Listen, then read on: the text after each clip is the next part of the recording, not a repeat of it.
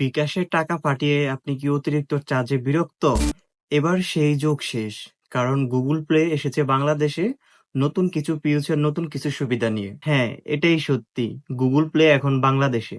2025 সালে আনুষ্ঠানিকভাবে উদ্বোধন হয় এই ডিজিটাল প্ল্যাটফর্মটির। আর এবার সত্যিকার এই প্রতিদ্বন্দ্বিতা শুরু হয়েছে। এখন প্রশ্ন হচ্ছে কেন তুমি গুগল প্লে ব্যবহার করবে বিকাশ রকেট ব্যবহার না করে? তার প্রথম কারণ হচ্ছে গুগল প্লে থেকে অন্য ইউজারের কাছে যদি তুমি টাকা ট্রান্সফার করো, লেনদেন করো, তাহলে তোমাকে এক্সট্রা 1 টাকা অতিরিক্ত চার্জ বহন করতে হবে না, যেটা বিকাশ আর নগদে আমাদেরকে প্রতি হাজারে 10 থেকে 15 টাকা পর্যন্ত আমাদেরকে দিতে গুগল প্লে থেকে ব্যাংকে টাকা পাঠাতে পারবে। তার জন্য তোমাকে এক্সট্রা অতিরিক্ত কোনো চার্জ বহন করতে হবে না। শতকরা তোমার 2 থেকে 3% তোমার চার্জ দিতে হবে। ইউপিআই রিয়েল টাইম ট্রান্সফার লেনদেনের সুবিধা পাবে এবং সেসব ট্রান্সফার হবে তোমার আন্তর্জাতিক মানের নিরাপত্তায়। তোমার নিরাপত্তাহীনতা কোনো ঝুঁকি নেই। তুমি আরো পাচ্ছ ক্যাশব্যাক অফার, ডিসকাউন্ট এবং গুগল প্লে এর অপারেটিং সিস্টেম। গুগল প্লেতে যখন টাকা ট্রান্সফার করবা, এতে তোমার দিতে হবে 0 টাকা। এই অফারটা সম্পূর্ণরূপে নির্ভর করে তুমি টাকাটা কাকে পাঠাচ্ছ,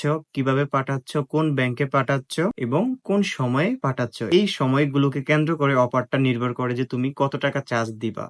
তাহলে প্রশ্ন হচ্ছে বিকাশ এবং রকেট কি এখন প্রতিদ্বন্দ্বিতা করে কি টিকতে পারবে কি পারবে না? নাকি এবার শুরু হলো নতুন এক লড়াই? তুমি কি গুগল প্লে ইনস্টল করছো? নাকি এখনো তোমার গুগল প্লে সম্পর্কে আরো অজানা তথ্য জানা বাকি?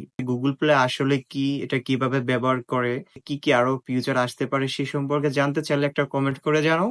পরবর্তী ভিডিওতে আমি আরো বিস্তারিতভাবে আপনাদেরকে বুঝিয়ে বলতে পারবো। গুগল প্লে একটা অ্যাপ না, এটা একটা বিপ্লব যা এখন বাংলাদেশে ধীরে ধীরে ছড়িয়ে পড়তেছে। এরকম প্রযুক্তি সম্পর্কে আপডেট পেতে চোখ রাখো ফারহান এক্সপোর্টস ফেসবুক পেজ এবং ইউটিউবে। ফারহান এক্সপোর্টস চ্যানেলটি সাবস্ক্রাইব করে সাথেই থাকো এবং বেল বাটনটি অন করে দিও। পরবর্তীতে সকল আপডেট ফেসবুক পেজ এবং ইউটিউব চ্যানেলেই জানানো হবে। এ পর্যন্ত সবাই ভালো থেকো, সুস্থ থাকো। আল্লাহ হাফেজ।